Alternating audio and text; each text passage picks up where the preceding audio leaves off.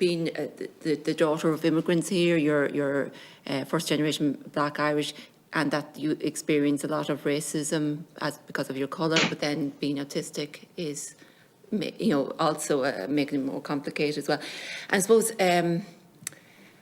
how were you, I'm going to use medical, identified as autistic? I mean, what pathway did you use? Because we've already stated here that there's no public pathway to being assessed as autistic. So how were you assessed, or how, did you, I presume you always knew you were autistic, but I mean, how were you assessed? For me personally, I grew up with a lot of adverse childhood experiences, and I live with mental illnesses, so it took a while for my autism to be picked up, just because of that experience.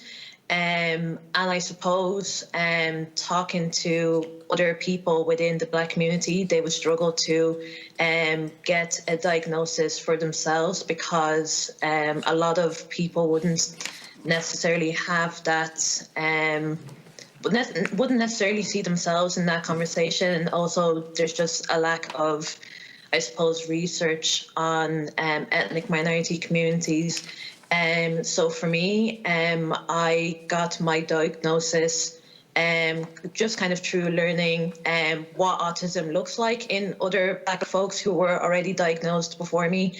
And I suppose even just, the topics of trying to seek a diagnosis, a lot of people would experience parentification. So that's when a lot of young people would experience the reverse role of having to be the adults in themselves rather than having the support of that parent, just due to many different factors. So unfortunately, a lot of people would have to wait until they turn 18 to kind of take more control of their lives when it comes to making decisions. And unfortunately, at the moment in Ireland, we do know that to get a diagnosis, you'd have to go private through, you'd have to go through a private way to get an autism diagnosis. And that's one of the many things that would come up, especially with people who are from a migrant community or from direct provision. A lot of them wouldn't have that support in having a parent that's able to I suppose, answer that section of the paperwork. So sometimes people are kind of held back in that area. So, I just hope with sharing my lived experiences, the lid on that conversation can be changed and lifted. Thank you for that. And I'm just wondering, are there supports, or is it very difficult to access supports even after being identified as autistic?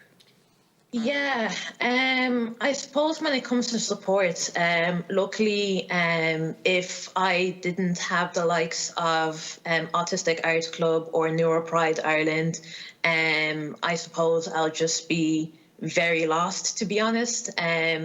Before I knew of the two groups in Ireland, I would kind of connect more with accessing resources with either UK websites or US websites, just because, the diversity of Black Irish people is still very new in Ireland.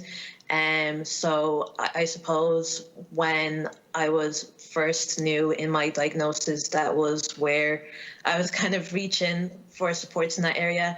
But I think the important thing is when we talk about anti-racism and allyship, that I highlighted before about intersectionality, about how allyship and anti-racism isn't just something that's on its own, but anti-racism in allyship with LGBTQI plus community, the trans community, people with mental illnesses, it goes hand in hand. So I definitely think that support on autism on its own is a little bit hard, but I suppose when you add in the intersectional perspective, it's kind of, I suppose, easier to kind of manage with the support if you're around like-minded people who are striving for the same goal of, just making people be included in conversations like this and being heard.